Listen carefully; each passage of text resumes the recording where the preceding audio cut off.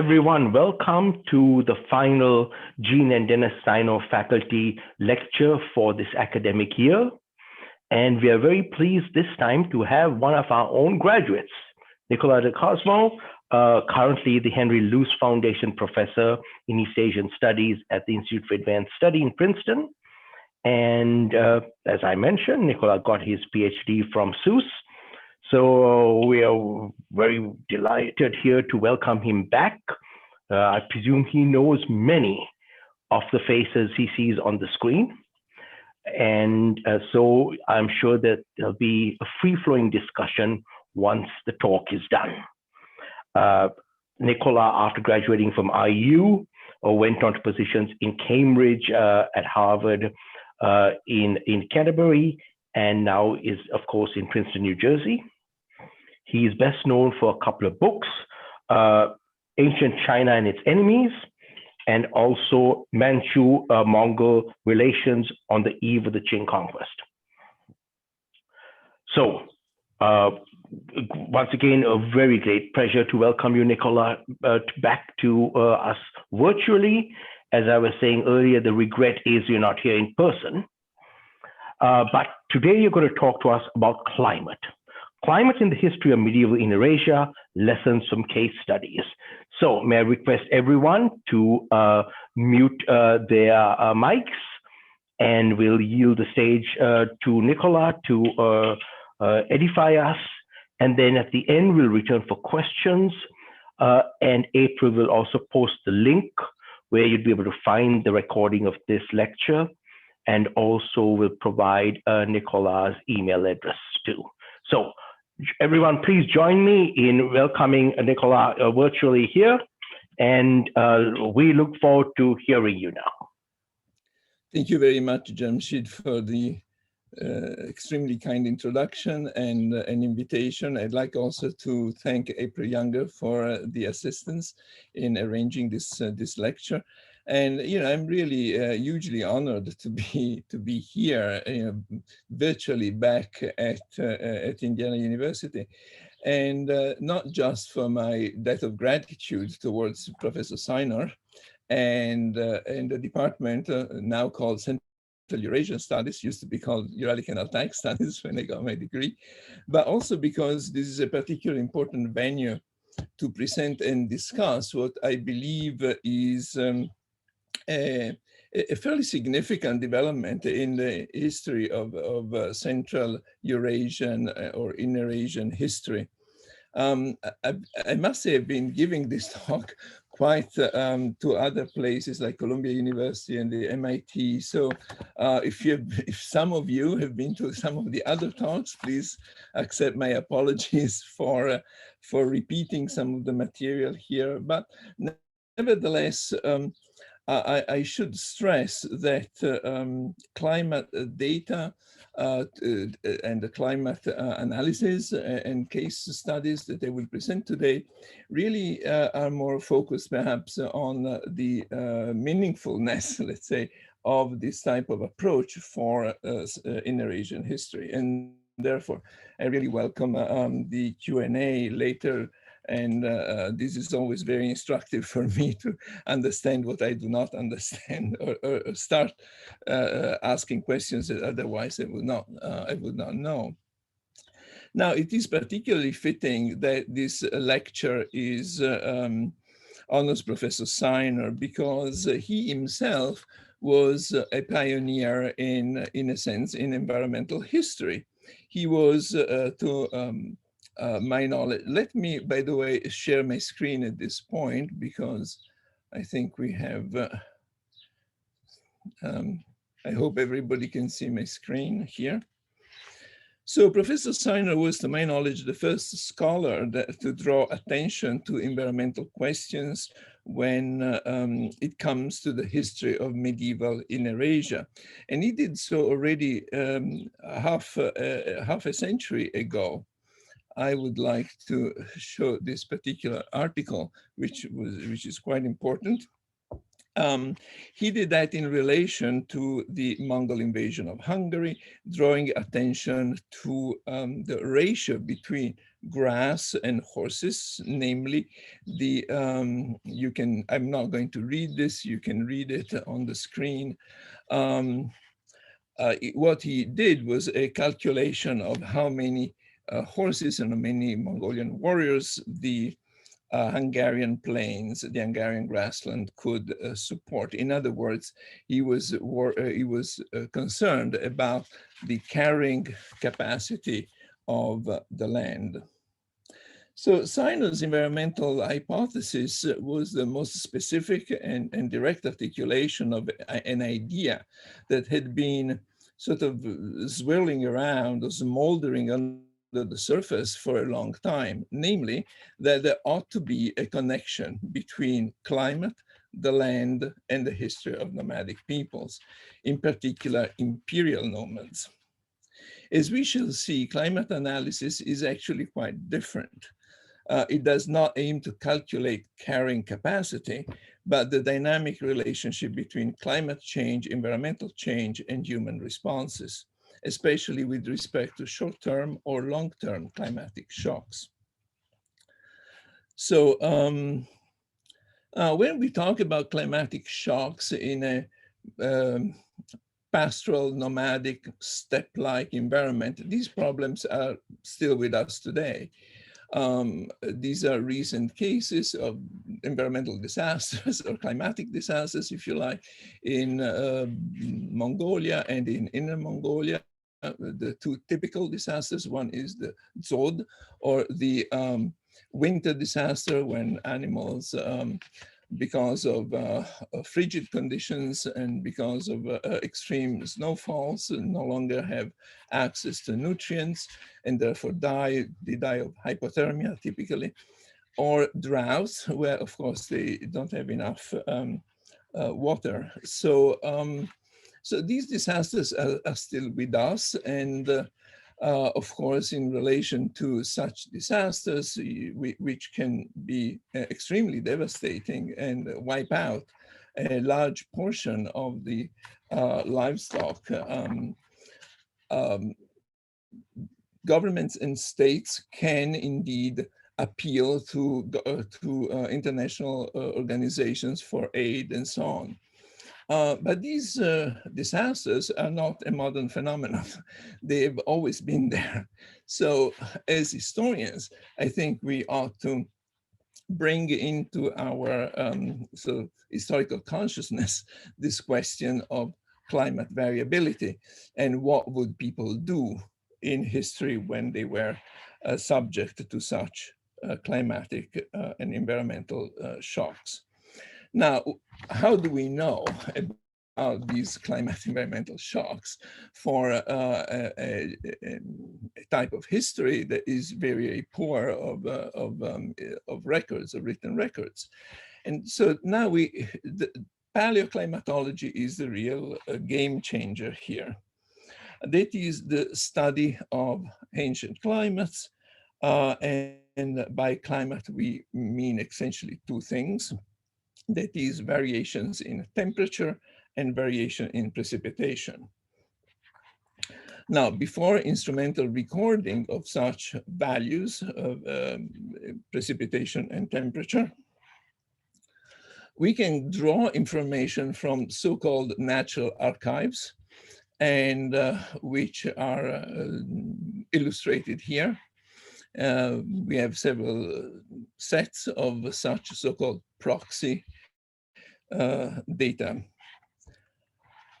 I've been interested in questions that make use of climate data, especially in relation to the rise and fall of nomadic empires, to the environmental limits of nomadic conquests, and to what measures, social, political, and economic, nomads may have implemented to increase resilience or mitigate vulnerability in the face of periodic climatic disasters. So what I'm going to do today in the remainder of this talk is going to be an illustration, a presentation of a number of case studies that attempt to bring climate data into the historical analysis.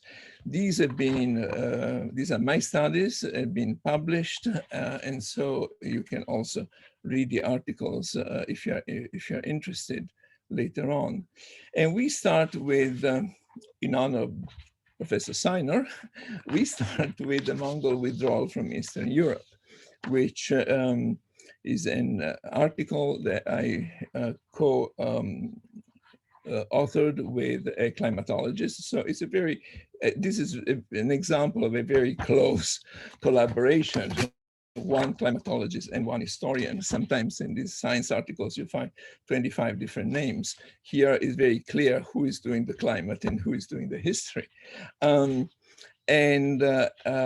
We came up with a theory by studying the different variations in the climate of Hungary. As you probably know very well, the Mongols entered Hungary in spring of 1241. They entered from three different passes across the Carpathian Mountains in the east of the Carpathian Basin. And I'm not going to review the history of the Mongol invasion, but you can see here, this is the important thing in red in the eastern part, all the successful, let's say, encounters between the Mongols and the local Hungarians. It is quite clear that as the Mongols moved in, they met very little resistance. But as they moved into Western Hungary, and that happened in the winter between 1941 and 1942, 1241 and 1242, that is in January actually of 1242, riding across the frozen Danube, their effectiveness actually decreased considerably. The blue dots actually mark Mongol failures, or we could also say Hungarian victories. That is failed attempts by the Mongols to storm castles and towns and fortified places. When at the end of the spring, the Mongols decided to go back to Russia, led by Batu. Now, why the Mongols withdrew has been a question that, as I just showed before, has been discussed since the early 70s or even before. But and no answer has been really accepted but has gained universal acceptance, let's say. So we try to examine the climate variations between 1241 and 1242 to see if there was any change.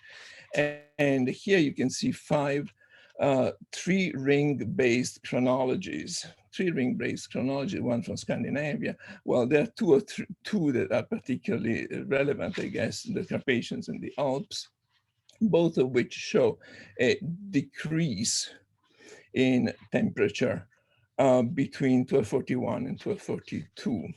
Here you can see also reconstructions of both temperature and precipitation. And you can see fairly clearly that between 41 was a fairly dry area. Brown is low precipitation, green is high precipitation. So 1242 was wetter than 1241, and it was also colder. The blue is, so as I said just before, indicates a lower temperature. So what we came up with is a hypothesis, and it's nothing more than an hypothesis, namely that the dry and warm weather that the Mongols encountered initially changed. I should have written here 1241. There is a typo here. Anyway, in 1241, there was a warmer and drier climate. They crossed the Danube freezes, therefore they can cross. And what happens is that really there's a massive accumulation because of the rainfall, increased rainfall, of above ground water that freezes. So the problem is not that the water freezes or that it is cold. The Mongols are used to cold weather. The problem is when the ice on the ground starts melting in the spring, turning these river plains into marshes and swamps. So can we attribute to the marshes and swamps this very unfavorable terrain for a Mongol type army based on horses, the decreased success rate in Western Hungary in 1242?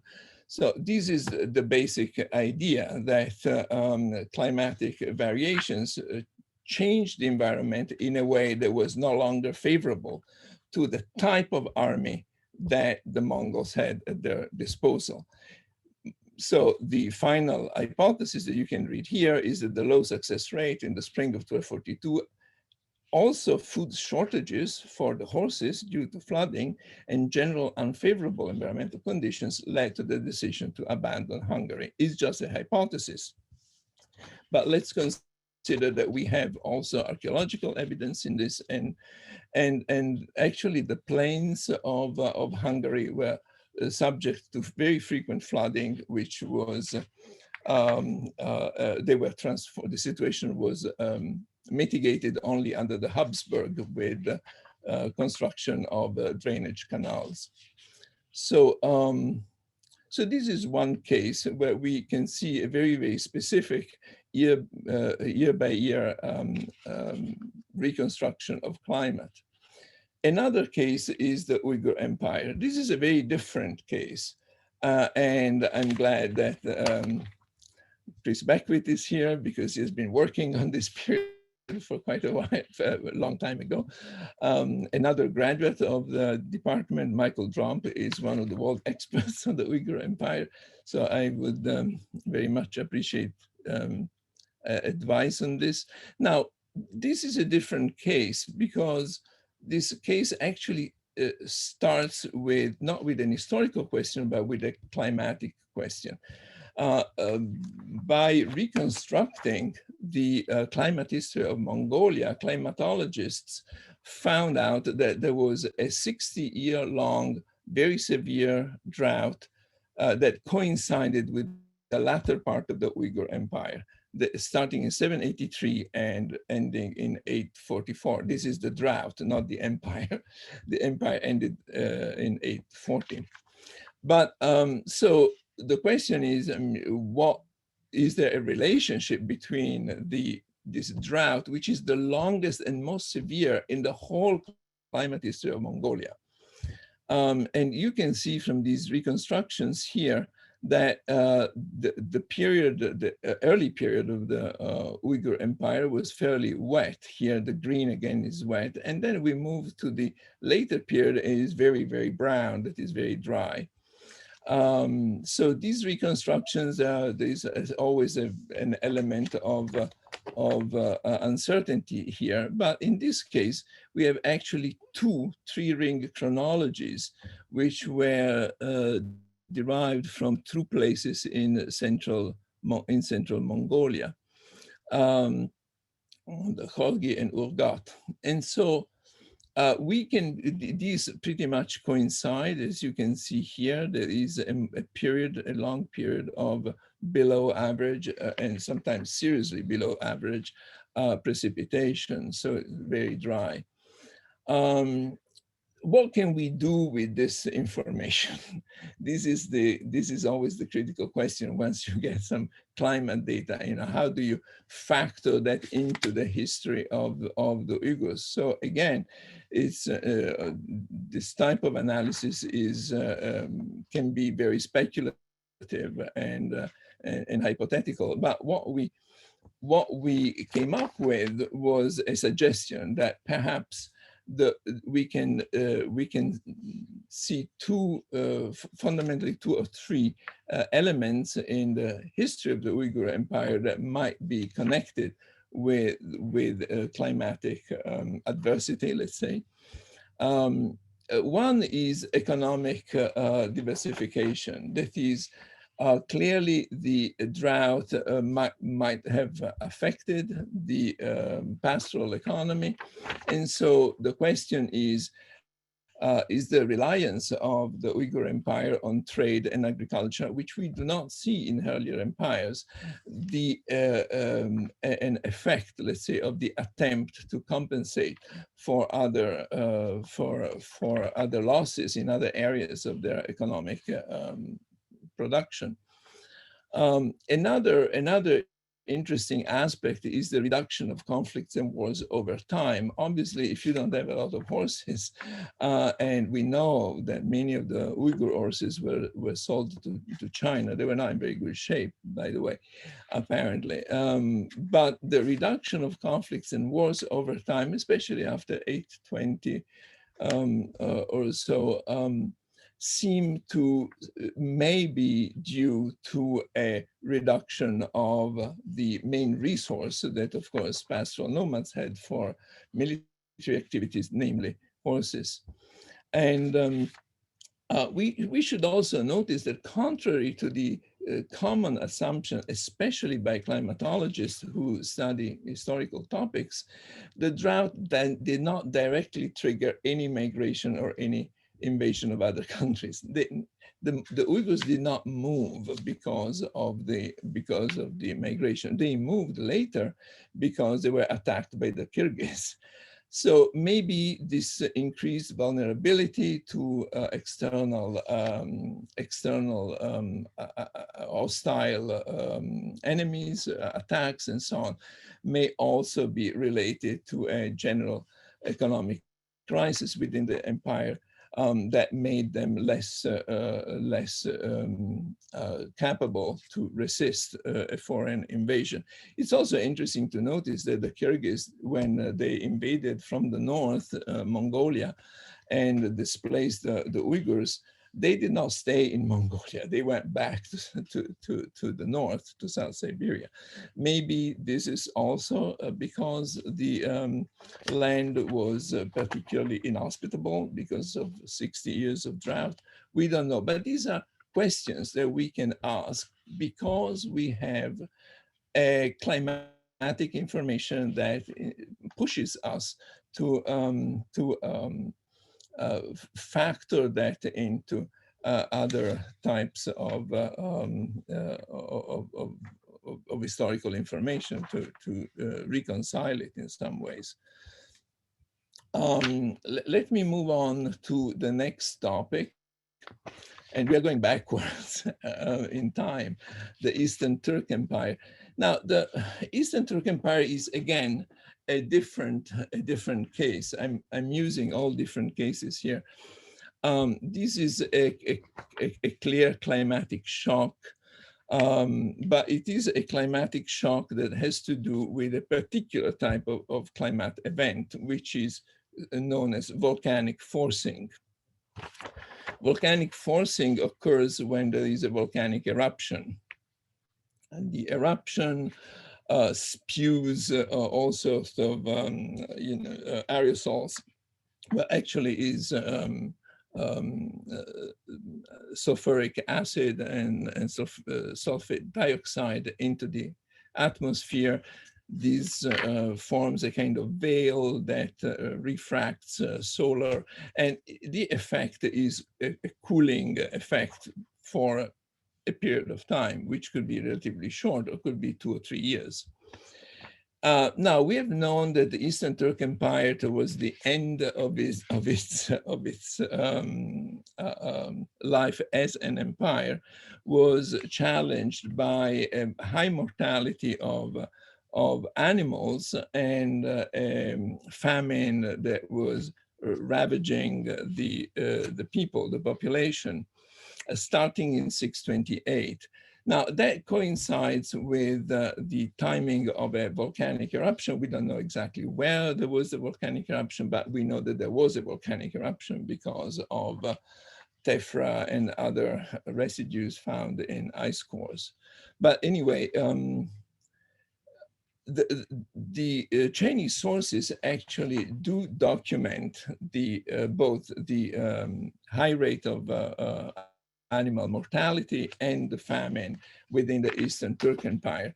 It's very interesting to see how dependent the Eastern Turk Empire was on, oh, I forgot to show you the article actually we wrote. So how dependent the Turks were on their pastoral resources. You know, unlike the Uyghurs, the Turks were far more dependent on their resources. And once they reached a critically low level, then they found themselves to be pretty much out of options. We know that, okay, let me just explain the climate data here. There were several 16 tree-ring chronologies that were brought together.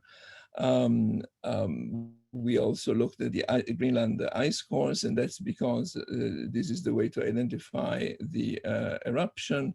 As you can see here in this little blue square, this is the year of the eruption, and 626 actually. There were at least two, probably three very, very cold winters among the Turks, which were apparently absolutely devastating. And so again, how do we factor this information, this climatic information, into our historical analysis? As I said, the multi-proxy climate data showed that there was volcanic forcing that changed the weather, forced a cooling of the temperature for 2 or 3 years. And these disasters ignited a crisis. So the first point is actually the Turks were quite dependent probably on their pastoral resources. Politically, there was a fiscal crisis in the sense that Hilig Kagan was no longer able to tax his dependent subjects, including those in the north, in Mongolia, and all of these subordinate leaders were completely alienated, in fact, fought against him. There was a military weakness ensuing following the economic and political crisis, and eventually the Tang army easily attacks and removes Ilig Kagan in 630. So there are a couple of takeaway points here. The Eastern Turk Empire was, as I said, quite dependent on the pastoral economy. And here we see almost a direct connection between such a crisis and the overall, and their political and military vulnerability. And also climatic-induced economic stress, again, does not necessarily lead to nomadic invasions or migrations, as it is often assumed. As I've already said also in the case, what happens is actually a political crisis. They do not just move away because they actually can't. What happens is that the leadership is no longer able to control the political establishment, the military, and succumbs, in other words, to a political crisis. My last case is, was also the first one on which I worked with a group of climatologists who've been working in Mongolia for a very long time, is this period where we have actually the opposite of a drought. We have a pluvial, that is a period of above average rainfall. So a very wet period. Now, again, the climate data again, a discovery, if you like, through the climate data, that there was this very rare, quite long period of rainfall. The three ring records are from the Ottoman Valley in central Mongolia, by the way. These nice pictures here. So here you can see in this graph, the blue is again higher precipitation.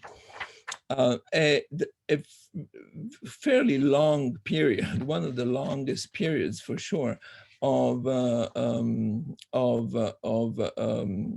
above average rainfall in Mongolia, in central Mongolia at least. We don't exactly know about other areas, but we can assume that there is a certain spatial, not uniformity, but concurrence, let's say.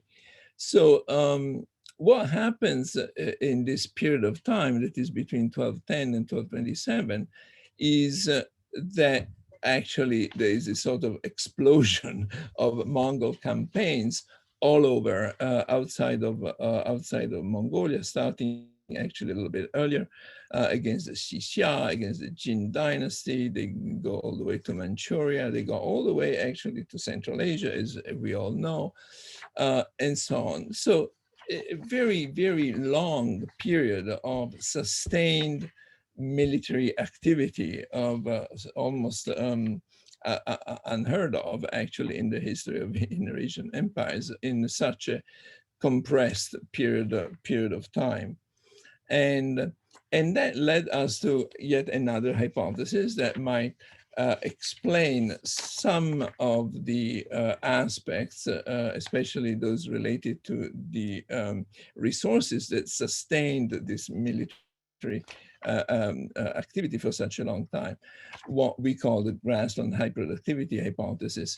So what happens is that with the warmer temperatures, I should have also said that it was not just wetter, but also relatively warmer, the period, you have enhanced greater productivity. This is a known fact to environmental specialists, that you have more water, you have more warmer temperature, you have more biomass produced in the grassland. So one hypothesis is that the Mongols were able to recover more quickly after the very long period of various civil wars and internal warfare and so on. But also this long period of time provided a reliable supply of horses over during the moment when Genghis Khan and the Mongol leadership were launching all of these campaigns year after year, in fact, more than once a year sometimes. Also, another thing to consider is that the high carrying capacity of the land may support a centralized government and army. By that, I mean that you can concentrate, can keep more people and more horses in one area, reinforcing the authority and the military power of the central government, in this case, Genghis Khan himself, of course, and the new centralized structure that he was creating. And finally, you may also have a diversification again of the economy, and this is what archaeological excavations and studies have found around Karakorum in that area anyway. There was some considerable amount of agriculture. It's very difficult to date when it started, whether it started before Karakorum or during the construction of Karakorum. Anyway, we find evidence in the Ottoman Valley also of agricultural production. So all of these elements, all of these elements make us think that the old hypothesis that actually it was a drought that pushed the Mongols out of their habitat, Mongolia, and the steps is in fact not supported by the climate data. So this is again a direct and I would say very new interpretation of the Mongol the beginning of the Mongol conquest by looking at a period that has a greater amount of available resources rather than a lower one. So I'm almost done. Just a few final thoughts. How can climate research benefit in Eurasian history? I've just tried to present different cases.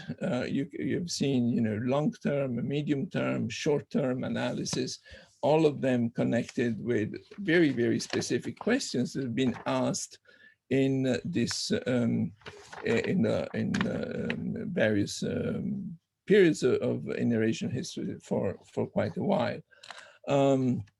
So first of all, of course, climate research can provide scientific evidence of climate explanations from written sources. What I mean here is that we have sometimes in the written sources some climate notations or explanations that are not supported otherwise, but with scientific evidence, as in the case of the Eastern Turk Empire, we can have a very good explanation of what was going on and when. And so this is supportive evidence that actually proves a case that otherwise would remain open to interpretation. Also, climate research may suggest explanation of events from causes whose causes are otherwise obscure or controversial. I mean, and I'm referring in particular to the case that I just mentioned. Why did the Mongols start attacking China and Xinjiang and Central Asia and so on? We can have a number of explanations, of course, but the resources that support that effort might have to do with climatic and environmental reasons. So intentions are fine, but then you have to have the means to do something, and grassland productivity needs to come into the equation. A third point is that climate research actually can raise questions that are not raised by the sources, by the written sources. I mean, it can add really completely new information that might generate new ways of approaching the written sources or new ways of interpreting that particular period that we are interested in.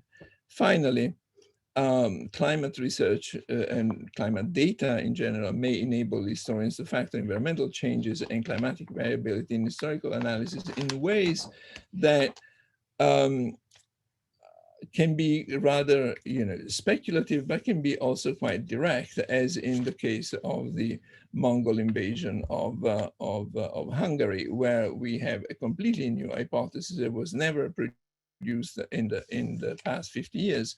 And that is only because we can analyze in detail and a very high level of resolution the changes that were going on from one year to the next year in the Carpathian Basin in Hungary. So I've given you this bird's eye view of what climate research, I hope, can do for in Eurasian history in particular. We should also say that based on ethnographic and environmental studies, we know that rangelands and pastoral nomadism are especially sensitive to climatic variations. And so studying paleoclimate, studying climatic reconstructions can actually provide a very different angle, let's say, for new interpretations that ideally new interpretation of historical questions. So thank you very much for listening, and please do ask me questions.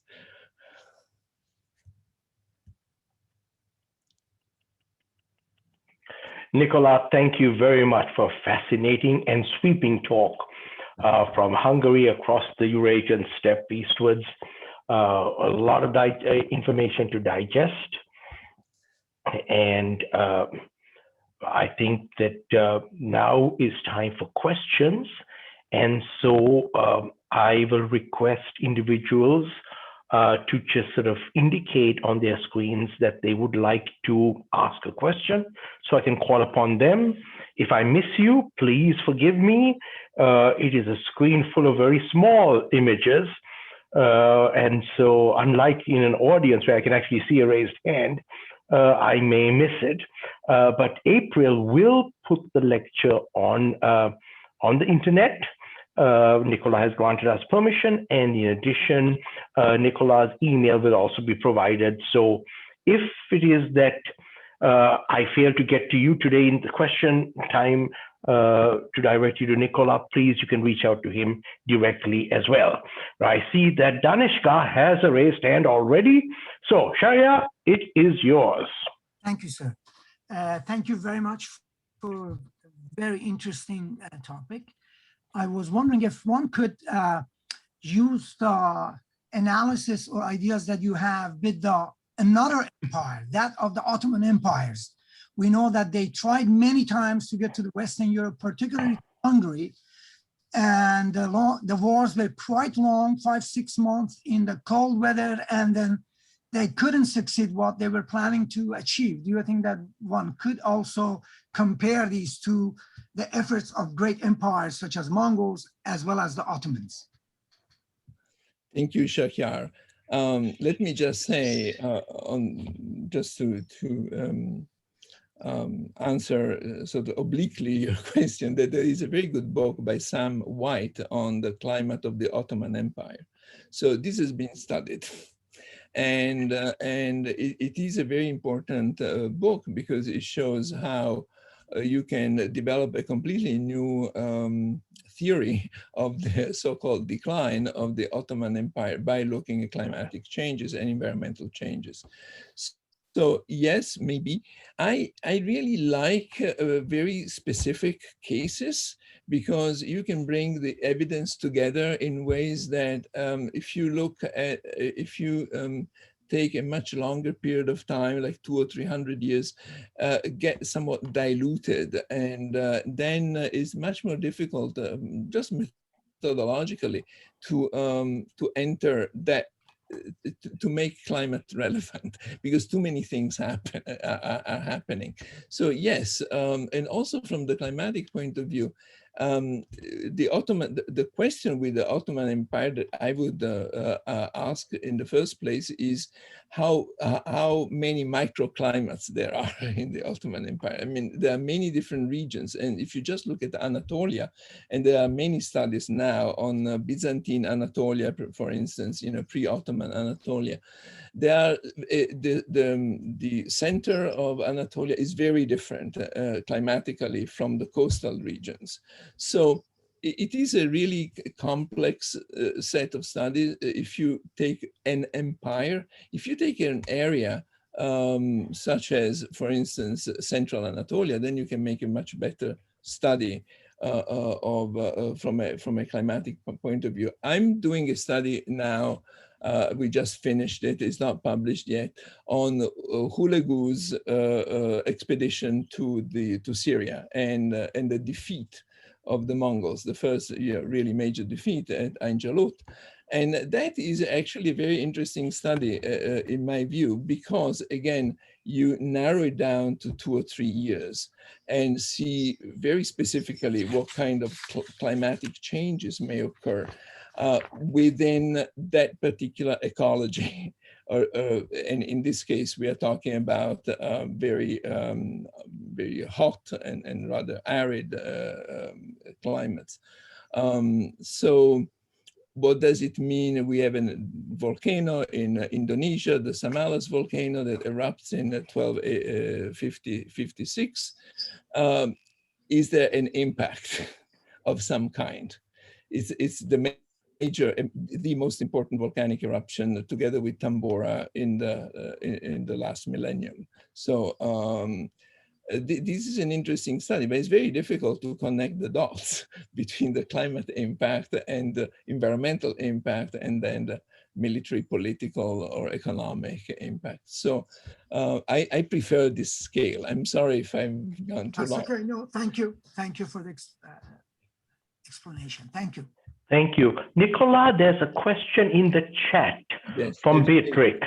Would you like to field that one?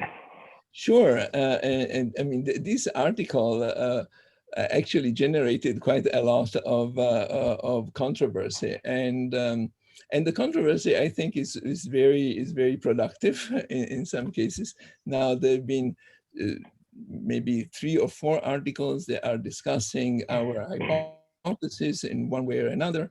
And I think the initial response was something that I thought was not really addressing the issue of the climate. It was more, it was a more generic, I guess, answer. But other articles that have been written seems to support actually the question of, you know, a possible climatic impact. Now, in terms of the marshes and so on, I mean, we need to understand climate as a dynamic element. You know, what marshes there may have been in the 19th century or in the 20th century are not necessarily the marshes that were there in the 13th century. I mean, there are issues of deforestation. Hungary has a very high water table. So under normal conditions, maybe it doesn't flood, but under certain conditions, it may flood, even in the, and I'm talking about the Danube plain. So the geography is, of course, very important, but it's also important the human impact on geography. And really, this question of the flood history of Hungary is being the object of study by climatologists that have recorded periodic floods across Hungary for some time now. Maybe there is an issue as to Western Hungary. Of course, Eastern Hungary is where the Alfold is most of the grassland and so on. But that's not quite the question. The question is, could a Mongol army operate in that particular time with that particular environmental conditions? And we don't know what conditions were there by analogy with other periods. We can only know this by looking at the climate reconstruction. So that would be the answer. Thank you. Nicola, there are 3 questions lined up, one from Kate Graber, then Gardner, and then Beckwith. Yes. So Kate, you're on. Thanks for that. Thank you for that really interesting talk. I'm an anthropologist, and so this is such a compelling example of being able to use examples from deep history or even pretty recent history to illuminate what goes on in the present and vice versa. And so I've been reading a lot about herding mitigation and risk management strategies recently, because I'm working on a project on the cashmere industry in Mongolia. And I remember reading, and I'm sorry I couldn't find this during your talk. I didn't want to miss your talk anyway. I couldn't find this really interesting article from David Sneath and some Chinese collaborators in Inner Mongolia.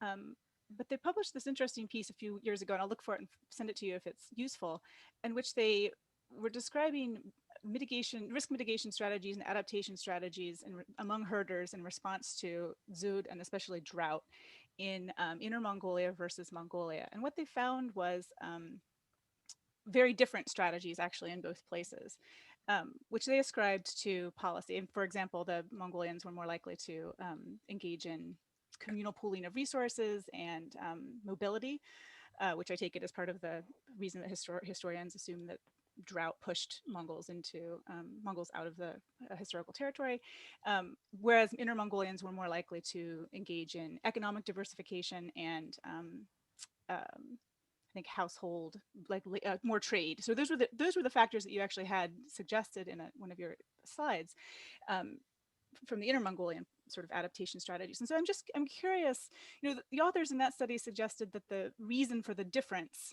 was basically down to policy and different already existing intensification of agriculture. as I recall. And I'm just curious, in your case, why, like as a historian, what factors do you sort of choose in addition to climate to sort of explain why, or to hypothesize why herders would emphasize or use one adaptation strategy rather than another?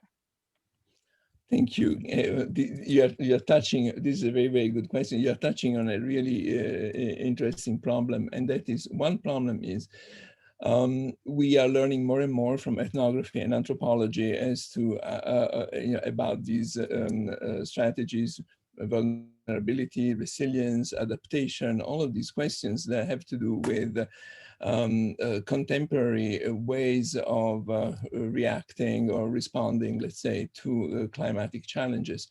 And I think there is a real benefit in looking at these, especially the traditional ways that were used by pastoral nomads for to mitigate the problems of. I mean, we must consider the fact that a zod could happen 3 times, 4 times in somebody's life, and so it is important to. It is very important to understand that this was a present issue for everyone. So, and this was the same probably 1,000 years ago.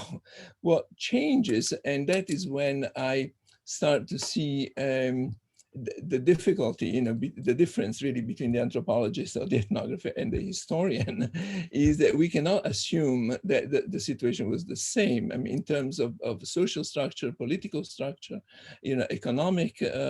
So how far does the analogy go? I mean, if we want to carry an analogy there, I think there is a lot of knowledge that we can learn from, especially from anthropological and ethnographic studies. And I do refer to, because they are interesting, I do refer to this question of, for instance, economic diversification that we also find in archaeology, by the way. And that's another source of information. So that seems to be a really interesting avenue to pursue, to see how certain societies can try to diversify themselves as a way to respond to these challenges. And on the other hand, how vulnerable they become when they are super specialized or excessively specialized.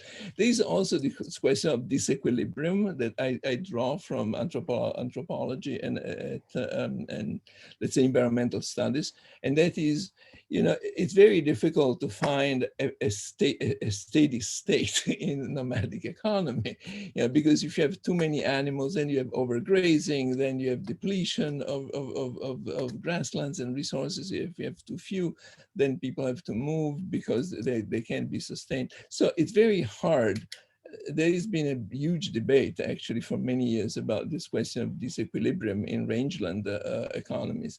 So I follow this literature, and otherwise I try to see what might be relevant for historical cases that I'm looking at. And that's the best I can do. Okay. Thank you. Gardner, you're on next. Nicola, thank you very much for yet another super interesting talk and very satisfying. I think it's really great when 2 very different and really well elaborated methods can come together to draw new conclusions. Forgive me if you explained this and I didn't notice at the time, but it strikes me that you could have gone about this with 2 different methods. One is for you, the historian, to note extraordinary events and go talk to climate scientists about whether there is independent data that might offer a new source of information. It strikes me that next you could have, perhaps you did, gone to these people with whom you've established relationships and say, okay, feed me some environmental anomalies and let's see whether we see them reflected in the historical record. Did you try that latter method, and are you interested? Thank you, Gardner. This is a really critical aspect of collaboration, and I must say that it is often the climatologists who find the anomalies and then come to historians. Sometimes, they might ask you, can you give me a sense of historical records on climate for the Tang Dynasty, 300 years or so and it's impossible, right? Because it's impossible.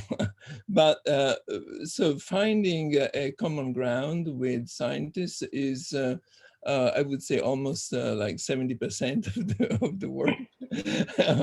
I'm exaggerating perhaps, but it's a very, very, and so you can go on for quite some time actually to finessing the questions that you want to look at. And sometimes I don't find that they're particularly compelling, their data. But what is really important is that there are many experiments now among historians that are trying to integrate this climate data in their analysis. And it's still an experimental stage. I mean, we don't have a new paradigm. We don't have a new methodology to do this. So it's very, very open, very exciting in some ways. But what we generally reject is how paleoclimatologists, without consulting historians, refer to historical events. And that is a very dangerous way actually by using purely statistical methods and correlations and so on. And that is a completely different epistemology, let's say, that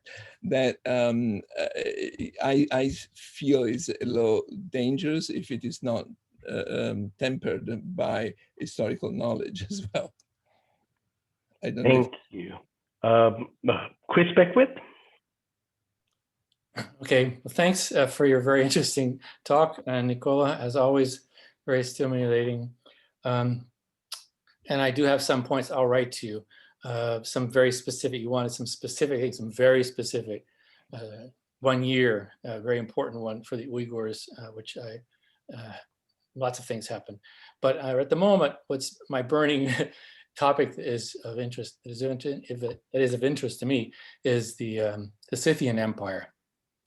And people have mostly said, oh no, there was no Scythian Empire, and Scythians, who were they anyway? But it's just all the evidence from the East and from the West, and also from the Central Asia at least, is that the Scythians spread from the area. We have this Arjan site, which has been well studied now in the Tuvan area. And from there all the way across to and down into the area what is now Iran, and also of course into the Pontic steppe area, and in the early 8th century.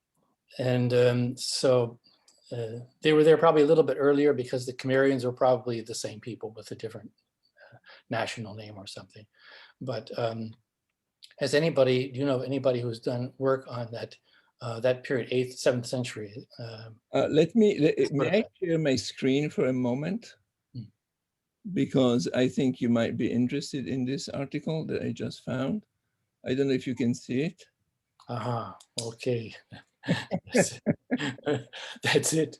Oh. That's it, exactly. Yeah. If you could send that to me, that would be great. I will send this to you, but I will also send you other articles because there's been a debate about this, the 9th century expansion of Scythian culture, and starting in the Minusinsk Basin, as you know, and so on.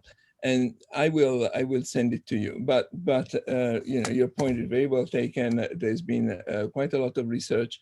Now the difficulty here is that what kind of proxy data do you use for such an older ancient period? So that the level of uncertainty is much higher, let's say, than it would normally be. Yeah. For more recent period, when you can use tree-ring data, for instance, there is no tree-ring chronology that goes back to the 9th century BC. So you have to use paleo soils and other forms of evidence. Okay, great. Thank you very much, and I will contact you. Yes, we can talk about this. It's most welcome. Benson, you had a question?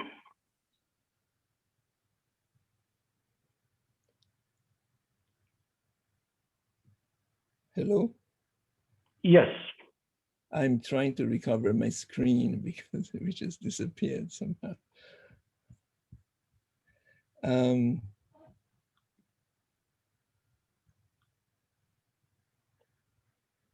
Benson, do you want to go ahead and ask your question? Mao, how about you then?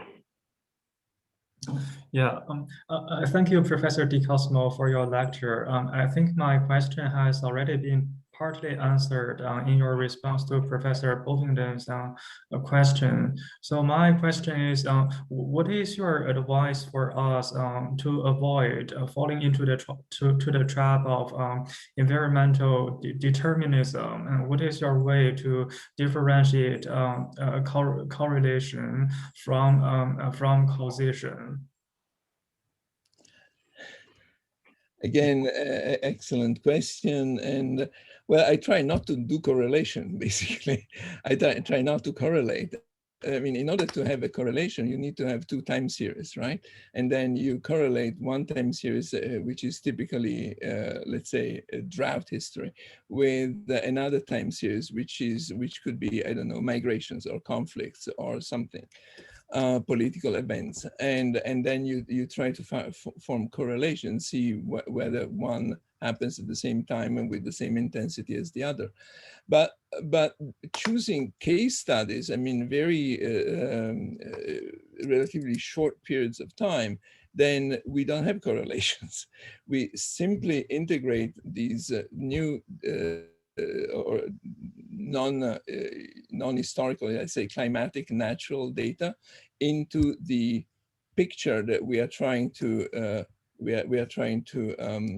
illustrate, let's say, and we are studying. So in this case, there's still a danger, a possible danger of let's say, environmental reductionism as well as determinism, but it's mitigated by the fact that we are not correlating, 10 or 15 different examples of droughts with 10 or 15 different examples of whatever we are trying to correlate it with. So I think that's why, personally, I prefer the controlled case study to a general ideas, as the climatologists would do. Is it a drought or is it a cold temperature that causes conflicts or migrations among the nomads? This would be the typical way in which they construct a research question. So, so that's, for the time being, my answer. That is really the research design that is different, has to be different, and you weigh different the data sets against each other and see how they can sort of assist each other, but not by correlations. Thank you. Matthew Haller.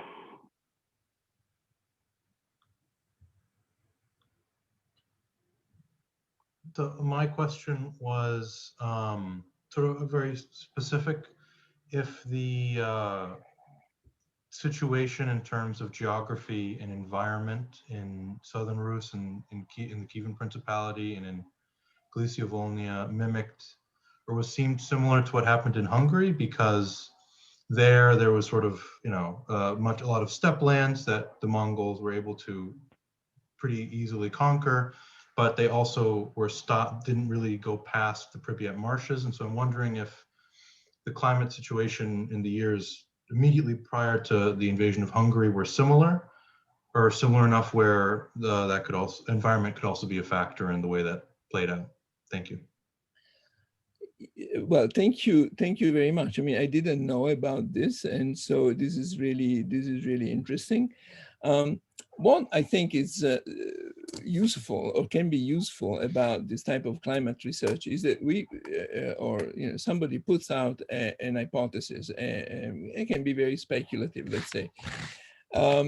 But then that same hypothesis can be transferred, let's say, and by other people in other regions where they're starting to notice something, that something is going on when you factor into your general analysis of climate. You start asking yourself, well, is this a factor here? Is it possible?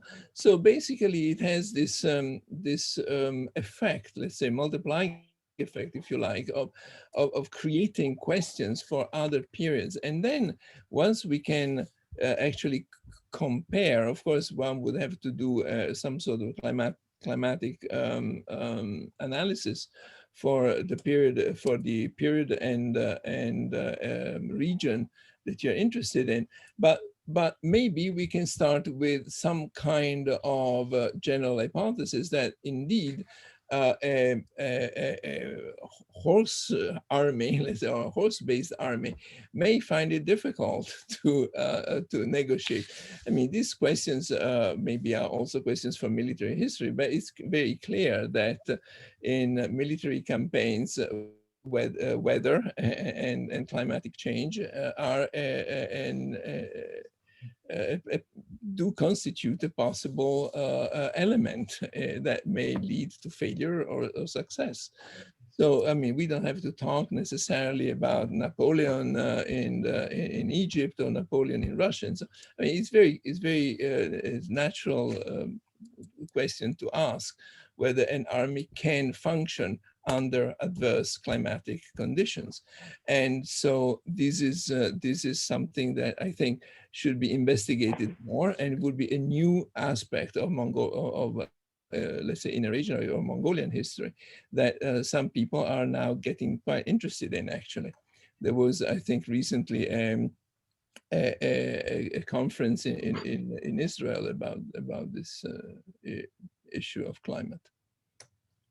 I don't know if I've answered. I hope I've answered. Yeah. There is one typed question from Benson. Nicola, the question is, in general, are nomadic states particularly sensitive to climatic changes than sedentary states?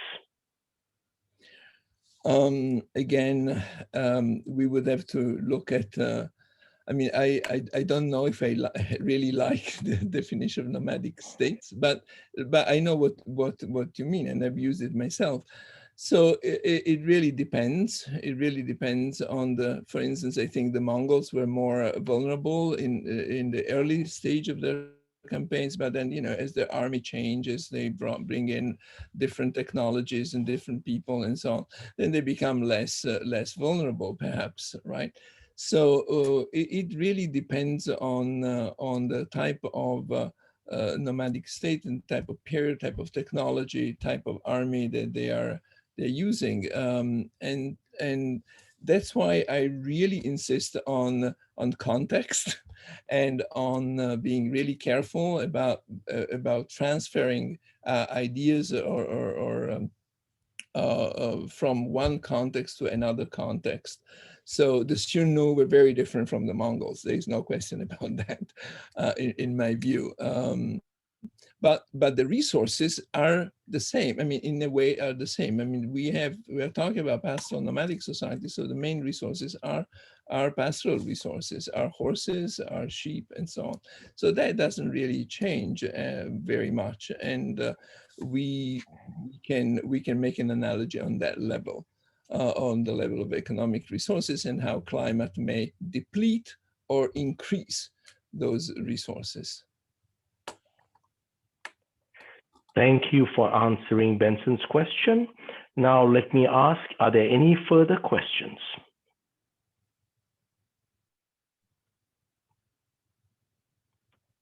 Anyone else would like to ask a question? Okay, well, Nicola, I think you have provided us with a feast. We are satiated, and we thank you very much. And I'm sure that, you know, somewhere there in the windswept steps, Dennis is looking down and smiling. And so cheers again. Thank you very much. And just so that everyone knows, I believe that Nicola is going to be meeting with students as well virtually. And then Gardner, he is coming, or shall we say, he's going to manifest himself in your class. Right? Yeah. Okay, wonderful. Nicola, thank you so much. And we have to find an opportunity to bring you back in person. Thank you. Join me. Bye.